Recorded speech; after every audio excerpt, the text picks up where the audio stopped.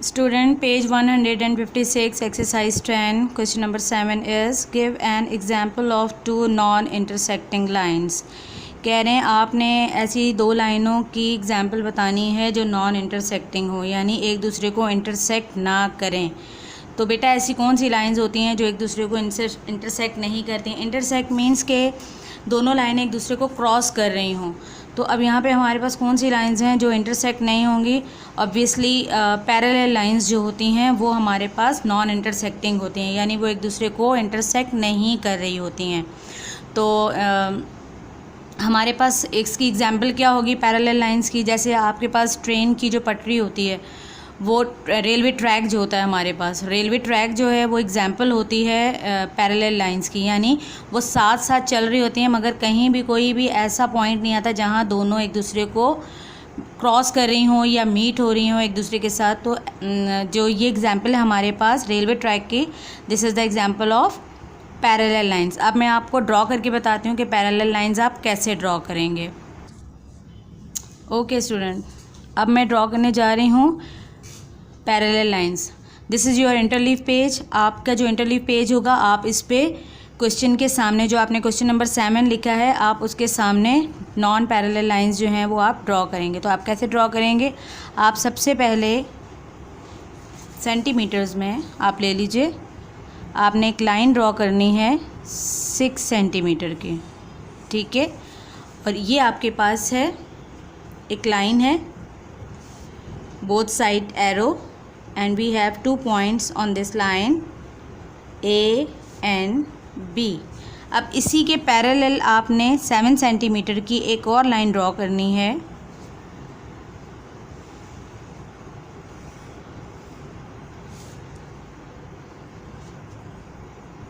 This is C and D. Both are parallel, यानी आप देख रहे हैं यहाँ पे आपके पास जो एक लाइन है वो है ए बी, दूसरी लाइन आपके पास है सी डी, और ये दोनों पैरेलल हैं. दोनों के साइड पे एरोज़ हैं और एरो मीन्स कि ये जितनी चाहे आप आगे एक्सटेंड कर सकते हैं. तो बेटा इसी तरह आपने क्वेश्चन नंबर 7 में जो आपने ड्रॉ करनी थी नॉन इंटरसेक्टिंग लाइंस, तो एग्जाम्पल क्या होगी, पैरेलल लाइंस की एग्जाम्पल होगी जो नॉन इंटरसेक्टिंग है, यानी एक दूसरे को इंटरसेक्ट नहीं कर रही हैं. तो आप आंसर में लिखेंगे example of two non intersecting lines are parallel lines. अब इसका आंसर क्या लिखेंगे आप. क्वेश्चन नंबर 7 पहले आप क्वेश्चन लिखेंगे और इसका आंसर होगा Parallel lines are an example of two non-intersecting lines. This is the answer of question 7. Now look question number 8. Take 4 points A, B, C, D on a sheet of paper. Join them in pairs. How many line segments do you get if the points are non-collinear, the points are collinear, 3 of them are collinear. कह रहे हैं एक page ले लीजिए, एक paper ले लीजिए, उस पर आपको 4 पॉइंट्स जो हैं वो आप उन पर मार्क कर लीजिए और फिर उनको जॉइन करके बताइए कि लाइन सेगमेंट आपके पास कितनी बनेंगी. और सिचुएशंस उन्होंने क्या दी हैं कि पहली वाले पॉइंट में उन्होंने कहा कि अगर आप वो पॉइंट्स सारे नॉन कॉलिनियर हों, यानी आपके पास वो तमाम पॉइंट्स नॉन कॉलिनियर हों. तो नॉन कॉलिनियर्स मीन्स हमें जो बताना है, पेपर चेंज कर देती हूँ मैं, इंटरलीव पेज आ गया मेरे पास. क्वेश्चन नंबर 8 का मैं अब बनाने जा रही हूँ. अब मेरे पास कह रहे हैं कि आपके पास 4 पॉइंट्स हैं ए बी सी डी, और पहली सिचुएशन वो कह रहे हैं कि आप बताइए कि the points are non collinear हों, यानी पॉइंट्स नॉन कॉलिनियर मीन्स एक लाइन में पॉइंट्स नहीं होंगे, डिफरेंट जगह पर पॉइंट होंगे. मैंने एक पॉइंट यहाँ लगा दिया, एक पॉइंट यहाँ लगा दिया, एक पॉइंट यहाँ लगा दिया और एक पॉइंट यहाँ लगा दिया. All these are collinear points A B C and D. मैंने इसको नाम दे दिया ए बी सी डी का, ठीक है. अब आपके पास मुझे यहाँ पे लाइन सेगमेंट्स कितने मिलेंगे. अगर मैं ए से लाइन सेगमेंट बनाऊँ तो मैं पहली बनाऊँगी ए बी, ठीक है. मैंने पहली बनाई ए बी, दूसरी बनाई मैंने ए डी, फिर मैंने बनाई AC, ठीक है, मैंने ए से बना ली। अब मैं बी से बना रही हूँ, तो बी को पहले सी से बनाऊँगी तो मेरे पास आ जाएगी बी सी, फिर मेरे पास आ जाएगी बी डी। अब मैं सी से बनाऊँ तो मेरे पास सिर्फ एक ही बनेगी, सी और डी, क्योंकि अगर मैं बी को ए से बनाऊँगी तो ए बी बी ए वही सेम लाइन आ जाएगी मेरे पास।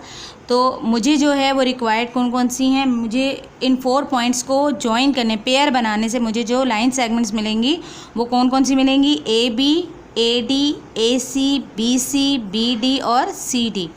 All these are line segment. अगर मेरे पास पॉइंट्स कॉलिनियर नहीं होंगे, these are non collinear points. यानी नॉन कॉलिनियर्स पॉइंट कौन से होते हैं, जो एक ही लाइन में नहीं होते, डिफरेंट जगहों पर आपके पास ये पॉइंट्स होते हैं। All these are called non collinear points. Okay, count how many line segment do you have. 1 2 3 4 5 6। We have 6 line segment. The answer is 6. We will write the answer is 6 line segment. First point is the points are non-collinear. अगर points non-collinear होंगे तो कितनी line segment बनी थी हमारे पास, 6 line segments. तो आप answer में लिखेंगे 6 line segments. Second is the point are collinear. कह रहे हैं अगर points collinear होंगे तो इस सिचुएशन में क्या होगा, कॉलिनियर मीन्स एक ही लाइन में आपके पास सारे पॉइंट्स मौजूद होंगे। तो ये मेरे पास 4 पॉइंट्स एक ही लाइन में हैं, ए बी सी और डी। कह रहे हैं कॉलिनियर पॉइंट्स अगर होंगे तो कितनी लाइन सेगमेंट बनेंगी। तो बेटा कितनी लाइन सेगमेंट बनेंगी, यहाँ से जब आप इसको यहाँ तक मिलाएंगे तो आपके पास कितनी लाइन सेगमेंट बनी, एक ही लाइन सेगमेंट बनी। तो this is called collinear point. और अब हमारे पास इसमें जो लाइन सेगमेंट बनी, only 1 line segment we have. तो the answer is only 1 line segment. You will write the answer of second part is the points are collinear. अगर points collinear होंगे तो we have only 1 line segment. This is the answer of part 2। And part 3 of them are collinear. कह रहे हैं अगर 3 point जो हैं वो सिर्फ कॉलिनियर होंगे तो फिर इस सिचुएशन में क्या होगा, देखते हैं। 3 पॉइंट्स कॉलिनियर हों तो this is 1, this is 2 and this is 3। कह रहे हैं 3 पॉइंट्स जो हैं वो अगर कॉलिनियर हों, कॉलिनियर,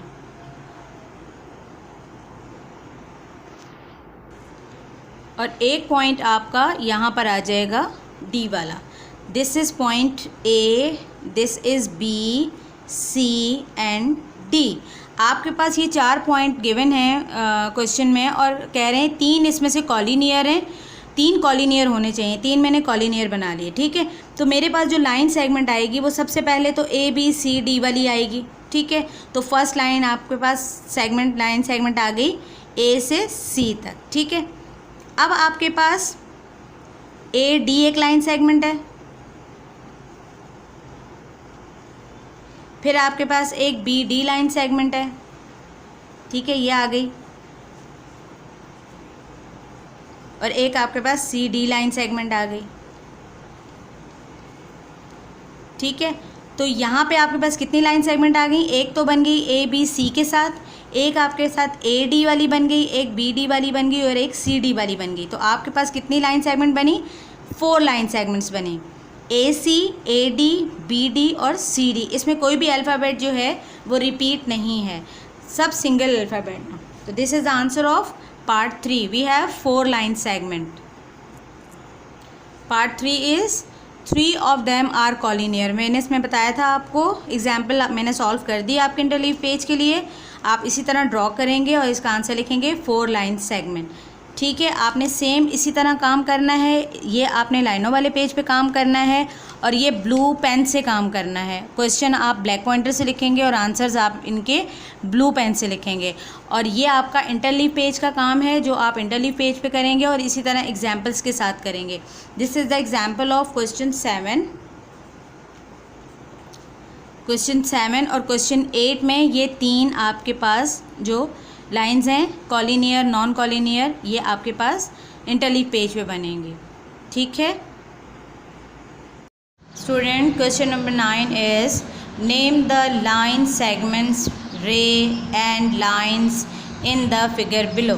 कह रहे हैं आपके पास ये जो फिगर गिवन है इसमें से आपको लाइन सेगमेंट और रेज बतानी है कि कौन कौन सी लाइन सेगमेंट है, कौन सी लाइन है और कौन सी रे है। जैसे कि मैंने आपको डेफिनेशन में बताया था कि लाइन वो होती है जिसके दोनों साइडों पे एरो होता है और आप इसे एक्सटेंड कर सकते हैं। रे क्या होती है, रे के एक साइड पे पॉइंट होता है और दूसरे साइड पे उसके एरो होता है।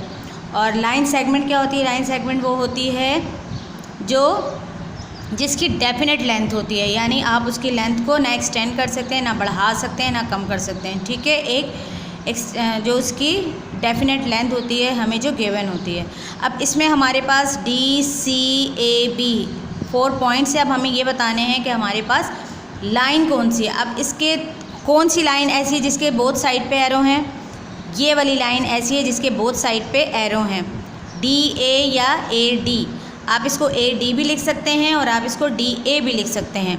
तो आप लिखेंगे DA लाइन, यानी DA जो है वो क्या है आपके पास लाइन है।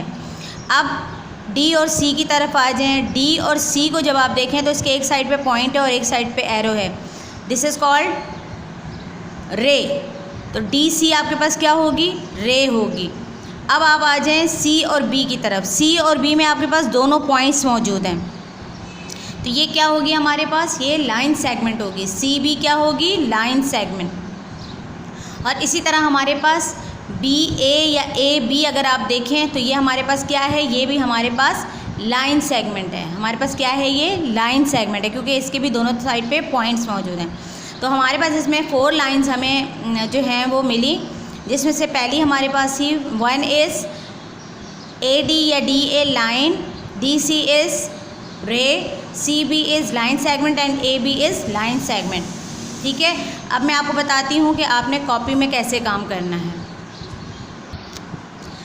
आपने अपने ज्योमेट्री के रजिस्टर में लाइनों वाले पेज पे क्वेश्चन नंबर 9 उतारना है। नेम द लाइन सेगमेंट रे and line in the figure below, question लिखना है। उसके बाद आपने आंसर में जो आपने फिगर बनाई है इंटरलीव पेज पे बुक से देख के, जो मैंने आपको अभी समझाई है वो आप बनाएंगे अपने इंटरलीव पेज पे पेंसिल के साथ। Don't use marker and pointer on interleave page. उसके बाद आप ये वाला आंसर जैसे ये लिखा हुआ है बिल्कुल सेम लाइक आप इसका आंसर लिखेंगे, यानी AD is line, DC is ray, CB is line segment and AB is line segment. ठीक है, okay. Question number 10 is what are concurrent lines in the figure, name the lines which are concurrent at 1 is 0 and second is A। Concurrent line क्या होती है, मैंने आपको बताया। Concurrent line वो होती हैं जो आपके एक पॉइंट पे जो लाइंस क्रॉस होती हैं, जो इंटरसेक्ट हो रही होती हैं किसी एक पॉइंट पे बहुत सारी लाइंस, वो कॉन्क्यूरेंट लाइन कहलाती हैं। ठीक है, अब यहाँ पे उन्होंने आपको कहा है कि O जो एक पॉइंट O है आपके पास इस फिगर में और एक पॉइंट A है, इन दोनों पॉइंट्स पे जो लाइन इंटरसेक्ट्स हो रही हैं वो कौन कौन सी लाइन है वो आपको बतानी है।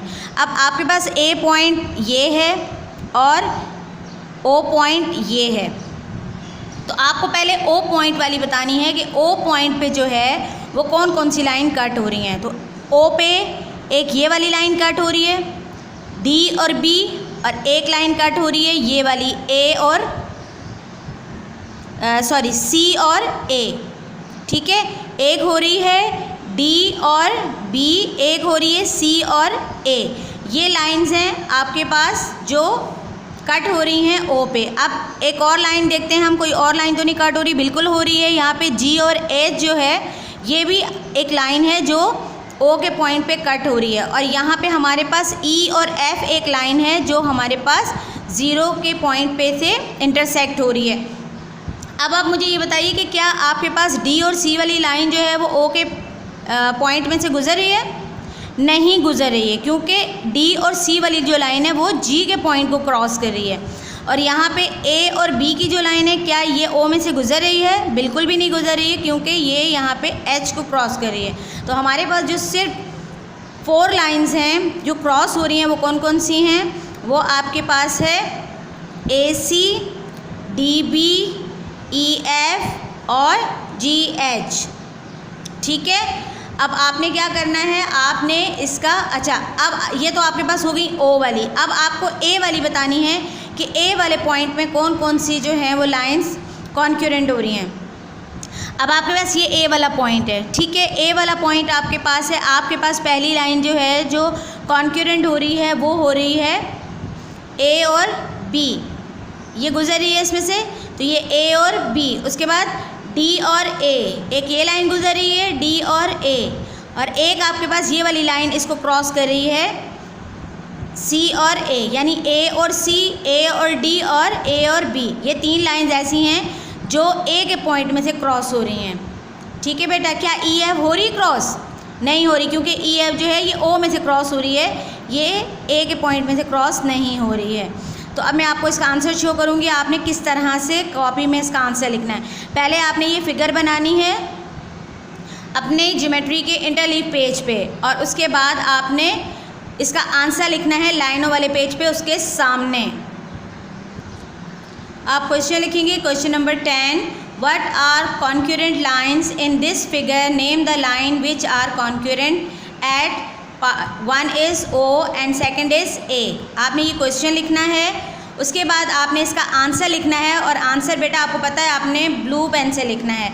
अब पहले वाले का आंसर आप दे रहे हैं, यानी O के पॉइंट को आपने मेंशन करना है कि आप पहले वाले पॉइंट में जो O को जो कॉन्क्यूरेंट लाइंस जो गुजर रही हैं O के पॉइंट में से वो कौन कौन सी हैं, तो वो आपके पास है EF, GH, AC और BD।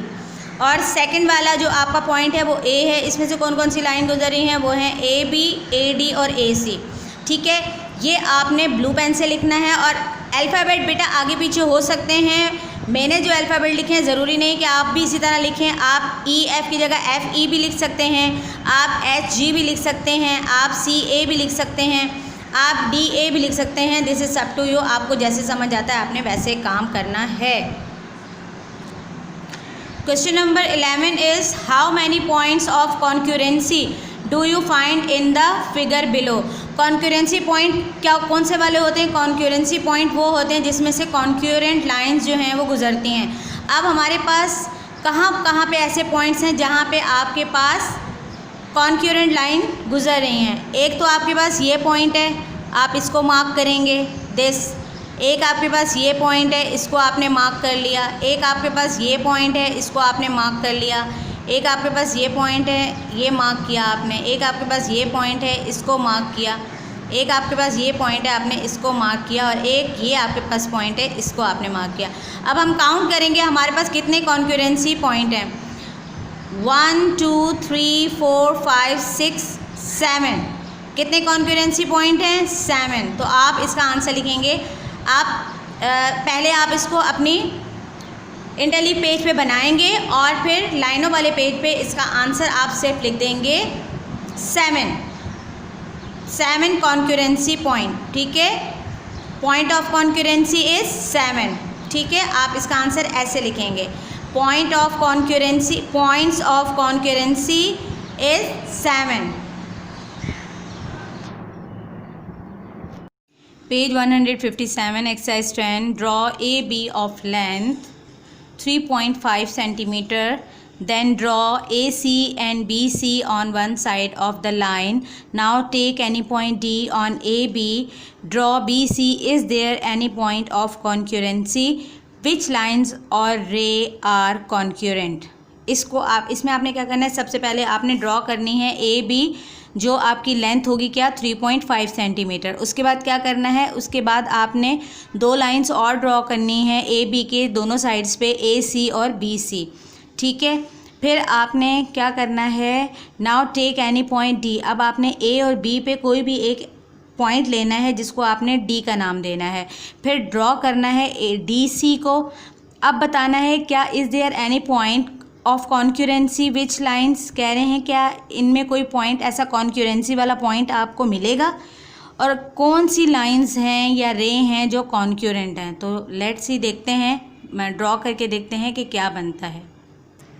अब आपने क्या करना है, आपने सबसे पहले 3.5 सेंटीमीटर की एक लाइन ड्रॉ करनी है जो आपके पास क्या होगी, लाइन सेगमेंट होगी। सबसे पहले मैंने ड्रॉ की 3.5 सेंटीमीटर की लाइन ए बी। अब मुझे क्या ड्रॉ करना है, अब मुझे बोथ साइड्स पे इसके जो है वो लाइंस ड्रॉ करनी है। तो मैं दोनों का सेंटर ले लेती हूँ। मेरे पास 3.5 आ गया है, और 3.5 का जो सेंटर आएगा वो मेरे पास 1 पॉइंट कुछ समथिंग। तो मैं इसका हाफ़ ले लेती हूँ, और मैं अपने अंदाजे से यहाँ पर इसका हाफ़ लेके मैं यहाँ पर एक डॉट दे देती हूँ, जिसको मैं नाम दे देती हूँ सी का, और मैं यहाँ पर इसको ड्रॉ कर लेती हूँ। अब मैंने यहाँ पे 2 लाइंस जो हैं वो ले ली। अब ये मेरे पास आ गई ए बी सी। मेरे पास लाइंस कौन सी आ गई, ए बी सी। अब मेरे पास कह रहे हैं ए बी पे आप कोई एक पॉइंट ले लें जो आपके पास पॉइंट डी है। तो ये मैंने पॉइंट डी ले लिया। ठीक है, क्वेश्चन में मुझे यही कह रहे हैं, ये कह रहे हैं draw A B length 3.5 centimetre, then draw A C and B C on both side of the line. Now take any point D on A B. अब मैंने एक पॉइंट ले लिया डी जो ए बी पे था। अब क्या कह रहे हैं, ड्रॉ डी सी। अब वो मुझे कह रहे हैं ड्रॉ करने के लिए डी और सी को ड्रॉ करने के लिए कह रहे हैं। तो मैं यहाँ पे ड्रॉ करूँगी डी और सी। ये मैंने ड्रॉ कर दिया डी और सी। अब मैं इसको भी थोड़ा सा लाइन को बढ़ा देती हूँ। ये मैंने बी सी भी बढ़ाई है, मैं इस लाइन को भी थोड़ा सा आगे ले जाऊँगी, और इस लाइन को भी मैं थोड़ा सा आगे ले जाऊँगी। ठीक है, अब और यहाँ से ए बी जो मैंने ड्रॉ की है इसको भी मैं ले जाती हूँ बाहर। ठीक है, अच्छा, अब मेरे पास जो है ए बी और डी मेरे पास पॉइंट था। अब मुझे बताना है आपको कि क्या इसमें कोई ऐसा पॉइंट मौजूद है कि जो कॉन्क्यूरेंसी वाला पॉइंट है, यानी जहाँ पे आपके पास पॉइंट्स जो हैं वो क्रॉस हो रहे हैं। किसी एक पॉइंट्स में से बहुत सारी लाइंस जो हैं कॉन्क्यूरेंट लाइन है, और जो आपको मैंने पिछले क्वेश्चन नंबर 7 में क्वेश्चन नंबर 11 में बताया था कि पॉइंट्स ऑफ कॉन्क्यूरेंट कौन से होते हैं। तो पॉइंट ऑफ कॉन्क्यूरेंसी कौन से होंगे, पॉइंट ऑफ कॉन्क्यूरेंसी वो होंगे जहाँ जिसमें से कॉन्क्यूरेंट लाइन गुजरती हैं, क्रॉस होती हैं लाइंस। तो यहाँ पे हमारे पास सिर्फ एक ही पॉइंट है जो कॉन्क्यूरेंसी वाला पॉइंट है, वो है सी। तो yes the point is C. तो आप आंसर में लिखेंगे yes the point is C. और आपके पास कॉन्क्यूरेंट लाइन कौन सी आ रही है, ए सी, ये ए सी है, ये बी सी है और डी सी है। 3 लाइंस जो हैं ये आपकी कॉन्क्यूरेंट लाइन है, जो आपको एक ही पॉइंट में से निकलती हुई नज़र आ रही हैं।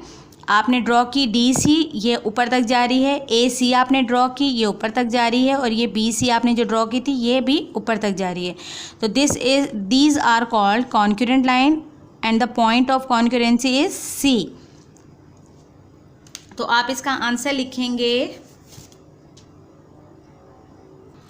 अब क्वेश्चन नंबर 12 हमने ड्रॉ किया, तो हमें पता चला कि हमारे पास जो पॉइंट ऑफ कॉन्क्यूरेंसी, एक दफ़ा फिर दिखा देती हूँ मैं आपको।